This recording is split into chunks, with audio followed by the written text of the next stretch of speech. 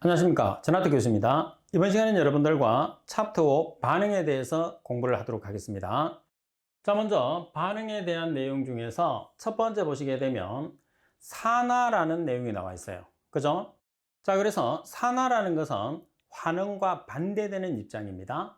가장 쉽게 생각해서 산소와 결합하는 또는 수소를 내주는 반응을 산화라고 이야기를 해요.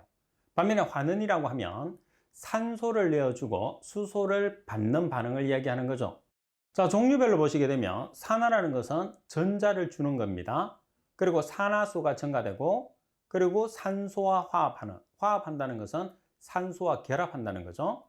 그리고 원자가가 증가하는, 그리고 수소 화합물에서 수소를 잃어버리는 것을 우리가 산화라고 이야기를 해요. 그러면 산화의 반대가 뭐가 되는 거죠? 환원이 되는 거죠. 따라서 환원이라는 것은 전자를 잃는 것입니다. 그 다음에 산화수 감소, 그리고 수소와 화합하는, 다시 말해서 수소와 결합하는 거, 그리고 원자가가 감소하는 거, 그리고 산소 화합물에서 산소를 잃는 것을 환원이라 한다. 이렇게 이야기를 하게 됩니다. 자, 그러면 문제를 보겠습니다. 자, 문제를 보시게 되면 다음 중에서 환원의 정의로 알맞은 것은 산소와 수소를 일단 기준을 잡으시면 돼요. 자, 어떤 물질이 산소와 화합하는, 산소하고 결합하는 것은 산화죠. 그리고 어떤 물질이 수소를 잃어요. 산소하고 결합하고 수소를 내어주는 것을 산화라고 합니다. 그리고 어떤 물질에서 전자를 방출하는 것. 그래서 지금 가번과 나번과 다번 이 세 가지를 우리가 뭐라고 하냐면 산화 반응이라고 해요. 반면에 어떤 물질에서 산화수가 증가하는 것은 산화, 감소하는 것은 환원이라고 하죠. 따라서 랍은 한 개만 환원이 되는 거죠. 자, 그리고 세 번째, 산화제와 환원제라는 게 있어요. 우리가 산화제라는 것은 자신은 환원되면서 다른 것을 산화시키는 거예요. 반면에 환원제라는 것은 환원을 시키는 거죠. 환원을 시키는 건데 자신은 뭐가 돼야 되느냐면 산화가 되는 거죠. 그래서 먼저 산화제라는 것은 다른 물질을 산화를 시키는데 다른 물질이 산화되는 대신에 본인은 환원이 되는 거예요. 따라서 자신은 환원되면서 다른 물질은 산화시켜주는 물질을 산화제라고 합니다. 따라서 산화제에서 우리가 가장 많이 쓰는 산화제가 과망간산칼륨. 과망간산칼륨이 뭐죠? 과망간산칼륨이 KMnO4 그리고 K2CR2O7이라는 중크롬산칼륨 이 두 가지를 산화제로 가장 많이 사용을 하게 됩니다. 자, 그리고 다른 물질로부터 전자를 빼앗는 것, 자신이 환원되는 물질, 상대방을 산화시키는 물질을 산화제라고 해요. 반면에 환원제는 다른 물질을 환원을 시키면서 본인이 산화가 되는 물질을 이야기하는 거죠. 다른 물질에게 전자를 주는 것, 자신이 산화되는 물질, 상대방을 환원시키는 물질. 그래서 산화제와 환원제는 반대가 되는데 환원제의 가장 대표적인 물질은 H2라는 수소, CO라는 일산화탄소, SO2라는 아황산가스, 그리고 H2S라는 황화수소 이런 물질들이 환원제의 가장 대표적인 물질이다 이렇게 볼 수가 있습니다. 자, 그리고 산과 염기에 대한 정의를 보시게 되면 산이라고 하면 아레니우스라는 사람이 정의를 내려놓은 게 있어요. 아레니우스, 그리고 브랜스테드 로리, 그리고 루이스에 의해서 정의를 내리게 되는데 자, 먼저 산을 보게 되면 아레니우스 같은 경우에서는 수용액에서 양성자 H+를 내어놓는 물질을 산, 그리고 양성자 H+를 내어주는 물질을 브랜스테드 로리에서 정의, 그리고 전자쌍을 수용액에서 받는 화학종을 루이스가 산이라고 정의를 내렸어요. 자, 반면에 염기 같은 경우에서는 아레니우스는 수용액에서 수산화이온을 OH-라고 하죠. OH-를 내어놓는 물질, 그리고 브랜스테드 로리는 양성자 H+를 받는 분자나 이온, 루이스는 전자쌍을 수용액에서 주는 화학종을 염기라고 정의를 내렸어요. 그래서 여기서 나타내고 있는 산과 염기는 서로 반대되는 현상이다 이렇게 보시면 되겠죠. 자, 그리고 산의 특징을 보시게 되면 자, 물에 용해되어서 수소이온을 내어놓는 물질이에요. 그래서 H+를 내는 물질을 우리가 산이라고 이야기를 합니다. 그리고 양성자를 내어주는 분자 또는 이온을 산이라고 하고, 자, 그리고 세 번째, 푸른색 리트머스 종이를 붉게 변화를 시켜요. 그래서 설명이 잘못된 것을 찾으시오 나왔을 때 푸른색과 붉은색을 서로 반대로 많이 오답으로 출제하는 내용이니까 특히 주의를 하세요. 그리고 비공유 전자쌍을 받는 물질이에요. 비공유 전자쌍이라는 것은 두 개의 전자가 들어가 있는 쌍을 이야기하는 거죠. 그래서 공유하지 않는 전자를 이야기합니다. 그럼 비공유 전자쌍의 가장 대표적인 걸 한번 볼까요? 자, 우리가 N이라는 질소는 7번이에요. 그러면 K 껍질에 전자가 2개. 그러면 L 껍질에 전자가 몇 개가 들어가나요? 5개. 그래서 하나, 1개, 2개, 3개, 4개, 5개. 따라서 지금 이 2개를 비공유 전자쌍, 그리고 3개를 공유 전자라고 하죠. 자, 또 한 개만 더 볼게요. 8번에 O를 보시게 되면, 자, K 껍질에 2개. 그럼 L 껍질에 몇 개가 들어가죠? 6개. 그러면 하나, 둘, 셋, 넷, 다섯, 6개. 그래서 산소 같은 경우에서는 비공유 전자쌍이 2개, 공유할 수 있는 전자가 2개가 들어가 있는 거죠. 자, 따라서 이렇게 우리가 비공유 전자쌍을 받는 물질, 비공유 전자쌍을 이야기를 해요. 자, 그리고 물에 용해되면 전해질이 되고 염기와 중화 반응을 하게 됩니다. 그래서 중화 반응을 한다는 것은 서로 반대되는 액성끼리 액성을 없앤다는 거죠. 그래서 산성 물질에 염기성을 넣고 염기성 물질에 산성을 넣게 되면 중성이 되어서 pH가 7이 되는 반응을 중화 반응이라고 합니다. 그리고 금속과 반응해서 수소를 발생을 시키게 되죠. 자, 금속과 반응해서 수소를 발생시키는 것이 산의 가장 큰 특징이에요. 그러면 예를 들어서 산이 뭐가 있느냐 하면 HCl이 있어요. 그러면 HCl에 금속을 집어넣습니다. 자, 이렇게. 그러면 여기에서 여러분들이 자, 플러스 마이너스 화합으로 왼쪽이 플러스 이온, 오른쪽이 마이너스 이온이거든요. 금속은 플러스가 되는 거예요. 그러면 결합을 어떻게 해야 되느냐 하면 플러스와 마이너스가 결합해야 되니까 이렇게 결합을 하고 뭐가 남죠? 수소가 남죠. 그래서 금속 화합물이 형성되고 뭐가 발생하느냐 하면 H라는 수소가 발생하죠. 그래서 여기에 말씀하신 것처럼 수소가 발생되는 반응이다. 이렇게 우리가 설명을 드릴 수가 있어요. 자, 문제 41번에 보면 다음 중에서 산의 성질로 틀린 것은 산은 신맛이 있습니다. 그리고 붉은 리트머스를 푸르게 변색을 시키고 금속과 반응해서 수소를 발생하고 염기와 중화 반응을 한다고 그랬어요. 자, 여기에서 설명에서 말씀드린 것처럼 푸른색 리트머스 종이를 붉게 만드는 거죠. 붉은 리트머스 종이를 푸르게 만드는 게 아니고, 그래서 나번이 반대 설명이 되어 있어요. 정답은 나번입니다. 자, 그리고 8번에 보시게 되면 중화 반응이 있어요. 자, 우리가 중화 반응이라는 것은 pH가 여러분들 7이 되는 중성이 되는 반응을 뜻해요.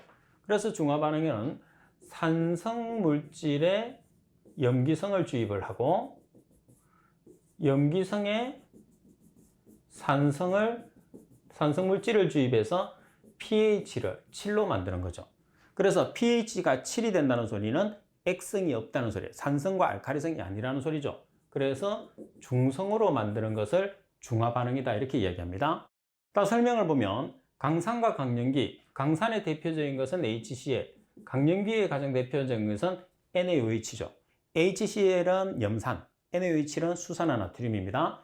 강산과 강염기의 작용에서 생성되는 화합물의 액성은 중성이다 그랬어요. 그래서 지금 보시다시피 HCl 플러스 NaOH라고 하면, 자, 여기서 왼쪽은 플러스, 오른쪽은 마이너스거든요. 왼쪽은 플러스, 오른쪽은 마이너스예요. 그러면 플러스와 마이너스가 여러분들이 만나야 되거든요. 그럼 여기서 플러스와 마이너스가 되는 Na 플러스와 Cl이 만나고, 그리고 OH 마이너스와 H 플러스가 만나니까 H2O가 되는 거죠. 그래서 생성되는 물질 NaCl은 중성이 되는 거죠. 그래서 산성 물질과 알칼리성 물질이 만나면 NaCl이라는 중성이 만난다. 그래서 항상 화합물은 왼쪽에 있는 이온이 플러스, 오른쪽에 있는 이온이 마이너스예요. 그래서 두 개가 이온이 결합할 때는 서로 여기에 있는 마이너스와 여기 있는 플러스가 만나고 여기 있는 플러스와 여기 있는 마이너스가 만나서 새로운 물질이 형성이 되는 거죠. 자, 그리고 산과 연기가 반응해서 염과 물을 생성하는 반응을 중화반응이라고 그래요. 지금 보시다시피 염과 물을 형성을 했죠. 중화반응입니다. 그래서 1번과 2번은 지금 제가 나타내는 반응식으로 설명을 드릴 수가 있어요. 그리고 3번 탄산수소 나트륨 수용액의 액성은 염기성, 알칼리성이다 이렇게 나와 있어요. 그러면 여기서 탄산수소 나트륨이라는 것은 NaHCO3예요. 그러면 NaHCO3를 여러분들이 이온화를 시키면 Na 플러스 HCO3 마이너스가 됩니다. 그러면 여기에서 HCO3 마이너스를 여기다가 뭐를 집어넣어 주느냐면 물을 집어넣어 줘요. 자, 물을 집어넣어 주게 되면 어떤 물질이 형성되느냐면 H2CO3 플러스 OH 마이너스가 발생하게 되죠. 따라서 이렇게 OH 마이너스가 발생을 해서 이 OH 마이너스는 액성이 뭐가 되나요? 염기성이 되는 거죠. 그래서 염기성 또는 알칼리성이 형성된다 이렇게 우리가 이야기를 할 수 있습니다. 자, 그리고 중화적정은 노르말 공식을 이용을 해요. 그래서 노르말 공식은 N1V1은 N2V2. 그래서 N1과 N2는 노르말 농도, V1과 V2는 부피가 되는 거죠. 그래서 중화적정 공식에서 사용하는 공식입니다.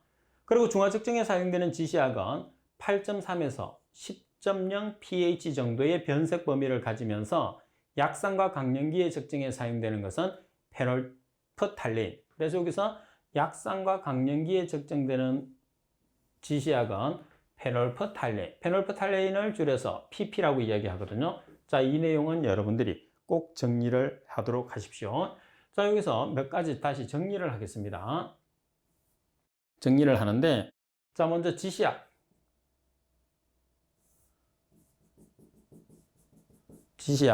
그리고 pH 범위. 자, 첫 번째 알아야 되는 지시약은 메틸오렌지. 자, 메틸오렌지의 pH 범위는 3.1에서 4.4 사이. 자, 그리고 두 번째는 메틸레드. 자, 메틸레드의 pH 범위는 4.2에서 6.3 정도가 됩니다. 그리고 페놀프탈레인.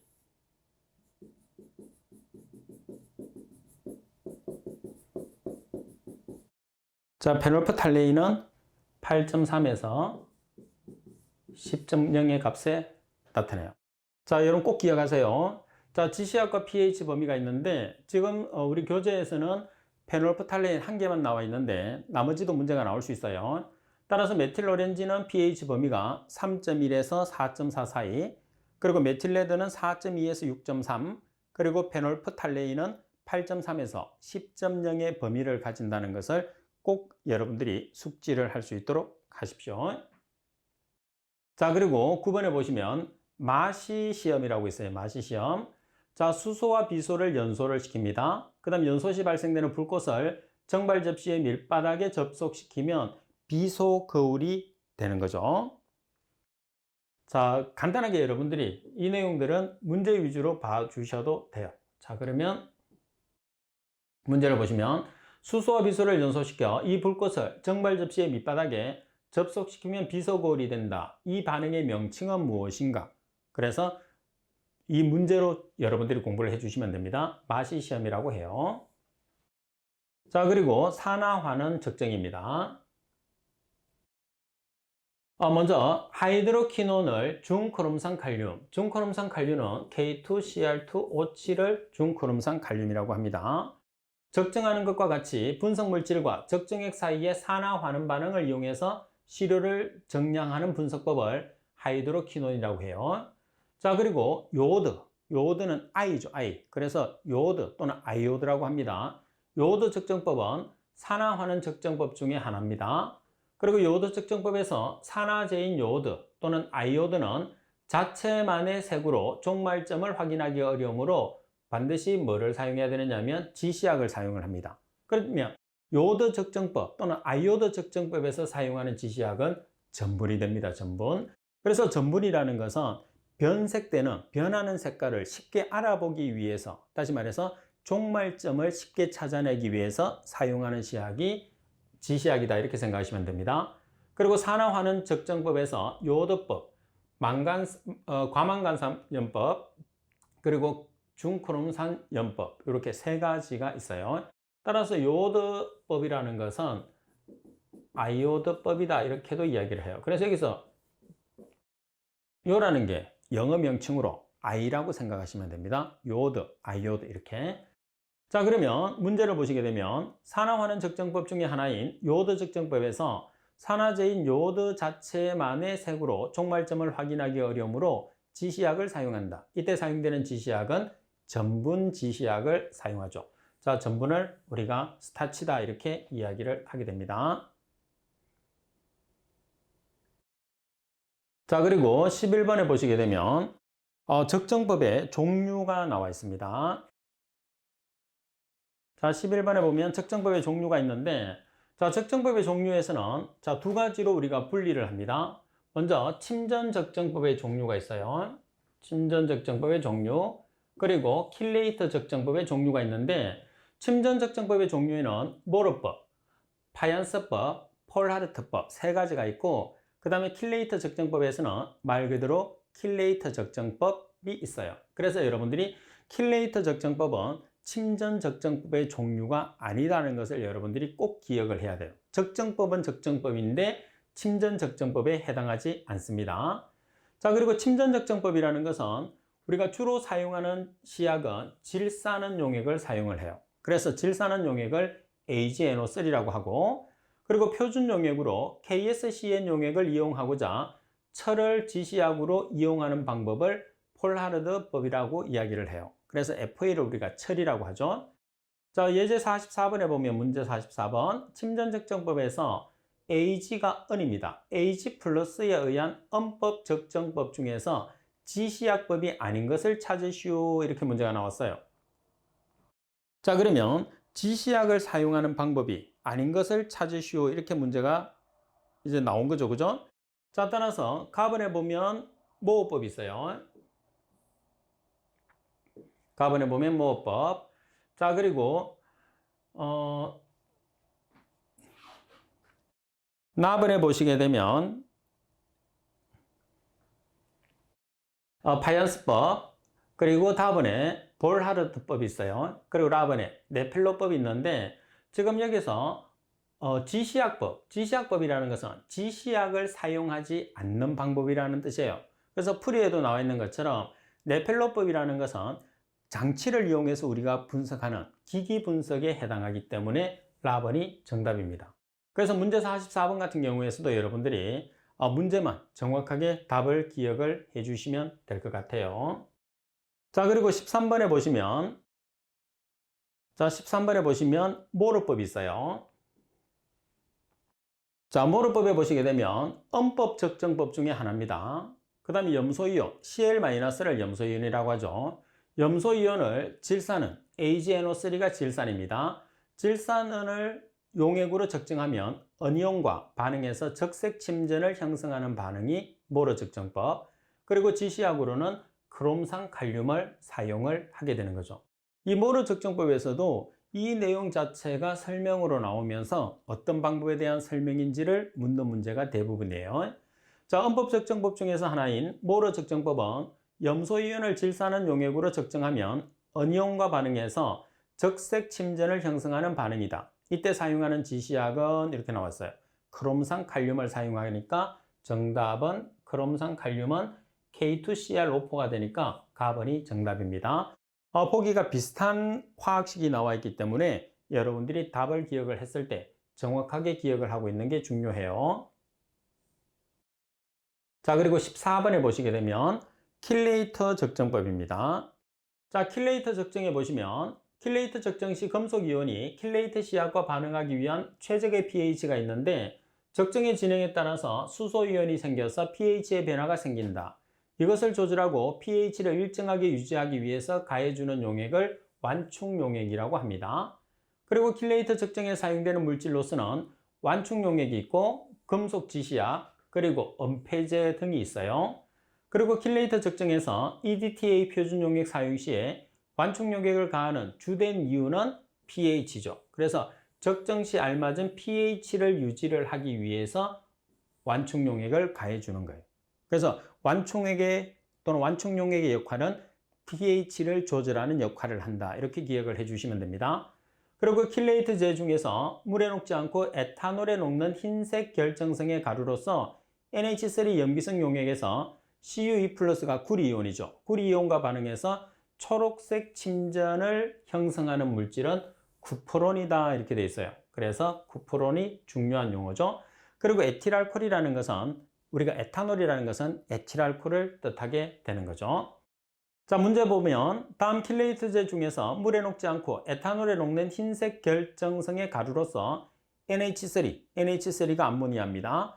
NH3 염기성 용액에서 CU2+, 구리이온이죠. 구리이온과 반응해서 초록색 침전을 만드는 물질을 우리가 구포론이라고 해요. 그래서 가번이 정답입니다. 그래서 이런 내용들은 여러분들이 내용을 보면서 문제를 통해서 충분히 암기를 할 수가 있기 때문에 이 내용들은 그때그때 바로바로 숙지를 해 주시면 돼요.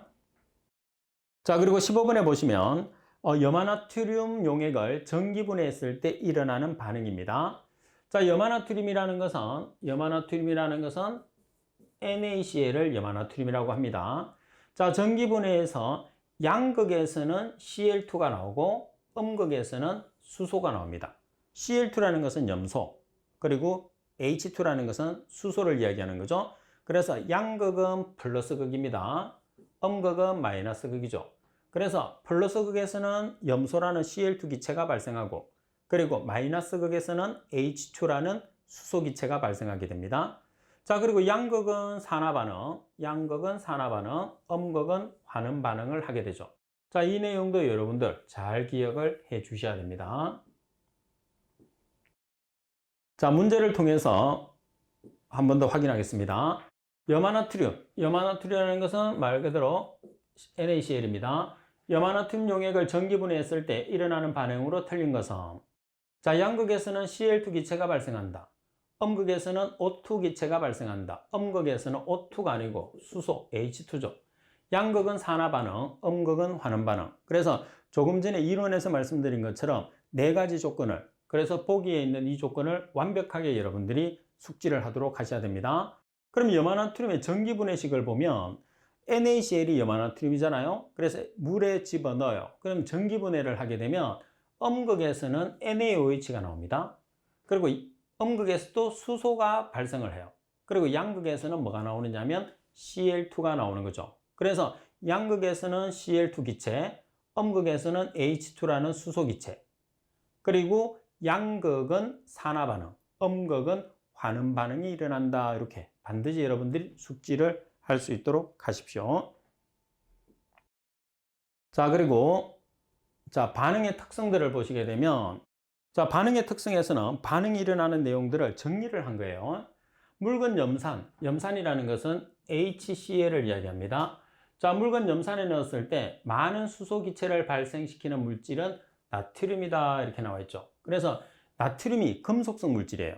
그래서 금속성 물질을 산과 금속성 물질이 들어가게 되면, 예를 들어서 HCl이라는 염산이 있어요. 그러면 나트륨과 반응을 시켜줍니다. 나트륨이 플러스죠. 따라서 여기 보시면 플러스 마이너스로 구성되어 있으니까 플러스는 마이너스로 구성되잖아요. 그래서 이렇게 결합을 하고 H가 빠져나오는 거죠. 따라서 NaCl이라는 물질과 그리고 수소라는 물질이 발생을 하게 되죠. 따라서 수소 기체를 가장 많이 발생시키는 것은 나트륨, 여기 있는 나트륨이다 이렇게 볼 수가 있는 거죠. 자, 그리고 불꽃 반응 색깔을 관찰했을 때 노란색을 띠는 물질은 나트륨이다 이렇게 볼 수가 있는 거죠. 그래서 지금 간단하게 몇 가지 색깔을 보시게 되면, 우리가 나트륨 같은 경우에서는 노란색을 띈다고 했어요. 자, 그 다음에 리튬이 있거든. 리튬은 빨강색, 그 다음에 나트륨은 노란색. 자, 그리고 칼륨은 보라색입니다. 자, 이게 여러분들 일족에 있는 물질이에요. 그래서 일족에 있는 물질의 불꽃 반응을 보면 리튬은 빨간색, 나트륨은 노란색, 칼륨은 보라색을 띈다는 것을 여러분들이 꼭 숙지를 할 수 있도록 하십시오. 자, 그리고 칼륨은 불꽃 반응을 하면서 보라색을 합니다. 따라서 2번과 3번에 관계되는 내용은 이 내용으로 한 번 더 정리를 할 수가 있어요. 그죠? 그리고 양이온의 계통적인 분리검출법에서는 방해물질을 제거시켜야 한다. 방해물질에 해당하는 것은 유기물, 그리고 옥살산이온, 규산이온을 우리가 방해물질이라고 하고요. 그 다음에 Ni가 니켈이에요. 니켈이 니가죠. 그래서 니켈 2+의 확인 반응에서 디메틸 글리옥심을 넣게 되면 붉은색으로 변화되는 특징이 있습니다. 그리고 아세톤이나 에탄올 검출에 이용되는 반응은 요오드 포름 반응이 있고요. 그 다음에 알데하이드 검출에 주로 쓰이는 시약은 펠렉 용액, 그리고 네슬러 시약의 조제에 사용되는 시약은 KI가 여러분들 염화 칼륨이 되는 거죠. KL이죠, KL. 자, 그 다음에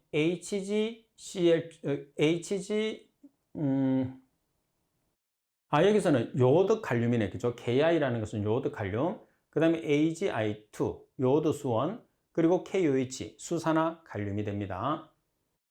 그 다음 소량의 철이 존재하는 상황에서 벤젠과 염소가스를 반응시켰을 때, 벤젠이라는 것은 C가 6개, H가 6개가 벤젠이고, 그리고 염소가스라는 것은 Cl2가 염소가스예요. 자, 여기서 수소 원자와 염소 원자의 취한이 일어나서 생성된 물질은 클로로벤젠이라고 되어 있어요. 이 클로로벤젠이라는 것은 뭐냐면 C가 6개고 H가 6개에서 H 1개 대신에 뭐가 결합을 하느냐 하면 염소가 결합을 하는 거죠. 자, 따라서 나머지 염소는 1개가 HCl로 빠져나가는 거죠. 따라서 지금 C가 6개고 H가 5개, Cl을 우리가 뭐라고 그러냐면 클로로벤젠이다. 이렇게 이야기를 하게 됩니다. 자, 그리고 벤젠의 반응에서 소량의 철에 존재해서 벤젠과 염소가스를 반응시키면 수소 원자와 염소 원자의 취한이 일어나서 클로로벤젠이 생기는 반응은 할로겐화다 그랬어요. 그래서 할로겐화라는 것은 뭐냐면 할로겐 물질이 결합되어 있는 거예요. 그러면 클로로벤젠에서 할로겐 물질이 뭐가 되느냐면 Cl이라는 염소가 되는 거죠. 따라서 7족 있죠, 7족. 그래서 불소, 염소, 요오드, 브롬 이런 물질들을 할로겐 물질이라고 합니다. 따라서 할로겐화가 되기 위해서는 할로겐 물질과 결합할 수 있는 물질들을 이야기를 하게 됩니다. 자, 그리고 11번에 보면 교반이 결정 성장에 미치는 영향으로 확산 속도의 증진이나 1차 입자의 용해 촉진, 불순물의 공침 현상 방지 등이 있습니다. 그리고 반응 속도에 영향을 주는 인자로서는 반응 속도, 반응물의 농도, 촉매, 그리고 구리 이가 시료 용액에 깨끗한 쇠못을 담가두고 5분간 방치한 후에 못 표면을 관찰하며 쇠못 표면에 붉은색 구리가 석출됩니다. 자, 이렇게 붉은색 구리가 석출되는 이유를 꼭 기억을 해야 돼요. 시험에 잘 나옵니다. 자, 그 이유는 처리구리보다 이온화 경량이 크기 때문입니다. 이온화 경량이 크기 때문에. 자, 그리고 14번 황화철과 황화수원을 묽은 염산으로 반응시키면 황화철과 염화수소죠. 염산에 녹거나 황화수원은 녹지 않는다. 자, 그 이유는 지금 황화철이 황화수원보다 용해도적이 크기 때문이다 돼 있어요. 그래서 13번과 14번에서 각각의 이유는 여러분들이 정확하게 기억을 하고 계셔야 됩니다. 시험에서 상당히 잘 나와요. 자, 붉은색 구리가 석출되는데 그 이유. 자, 그리고 지금 황화철은 염산에 녹거나 황화수원은 염산에 녹지 않아요. 그 이유를 여러분들이 꼭 두 가지를 정리를 하도록 하십시오. 자, 문제 48번에 보면 불꽃 반응 색깔을 관찰했을 때 노란색을 띠는 물질은 어느 것인가?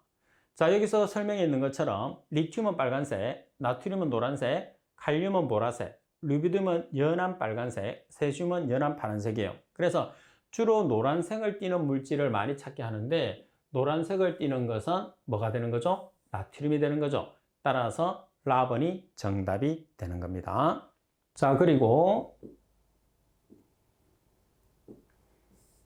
차트 6에 보면 현상입니다. 자, 몇 가지 있기 때문에 간단하게 살펴보겠습니다. 자, 광전 효과에 보면 지금 이 문제에서는 각각의 정의를 주고 현상을 여러분들 찾으라는 문제가 나오겠죠. 그래서 지금 문제를 주로 여러분들이 공부를 하셔도 돼요. 금속의 빛을 조사하면 빛의 에너지를 흡수해서 금속 중에 자유전자가 금속 표면에 방출되는 성질을 광전 효과라 그런다고 그랬어요. 그래서 문제 49번에서도 보시다시피 금속의 빛을 조사하며 빛의 에너지를 흡수해서 금속 중에 자유전자가 금속 표면에 방출되는 성질을 무엇이라고 하느냐? 광전 효과. 그래서 내용을 문제화를 시켜서 여러분들이 기억을 해주시면 됩니다. 이 문제는. 자, 그 다음 두 번째, 빛의 간섭을 보시게 되면 자, 빛은 음파처럼 여러 가지 빛을 합쳐서 빛의 세기를 증가시키거나 서로 상쇄시켜 없앨 수 있다. 예를 들면 여러 개의 종이와 같은 물감을 그린 다음 한 장만 보면 연하게 보이지만 여러 장을 겹쳐보면 진하게 보인다. 그리고 여러 가지 물감을 섞으면 본래의 색이 다르게 나타나는 현상을 빛의 간섭 현상이다. 이렇게 이야기를 해요. 그러면 문제 조건에서도 똑같이 나오겠죠. 빛은 음파처럼 여러 가지 빛을 합쳐서 빛의 세기를 증가시키거나 서로 상쇄시켜서 없앨 수 있다. 예를 들면 여러 개의 종이에 같은 물감을 그린 다음 한 장만 보면 연하게 보이지만 여러 장을 겹쳐보면 진하게 보인다. 그리고 여러 가지 물감을 섞으면 본래의 색이 다르게 나타나는 이러한 현상을 우리가 빛의 간섭이라고 하죠. 그죠? 따라서 나번. 그래서 이 같은 정의는 여러분들이 문제를 통해서 기억을 해주시면 됩니다. 자, 그리고 틴들 현상이 있어요. 어두운 방에서 문틈으로 들어오는 빛의 진로를 밝게 보이는 현상. 다시 말해서 햇빛의 진로를 볼 수 있는 현상을 틴들 현상이라고 합니다. 자, 문제 51번. 어두운 방에서 문틈으로 들어오는 햇빛의 진로가 밝게 보이는 현상. 다시 말해서 포인트는 빛의 진로입니다. 햇빛의 진로를 볼 수 있는 것은 틴들 현상. 따라서 가번이 정답이 되는 거죠. 자, 이렇게 여러분들이 정답을 찾아주시면 됩니다.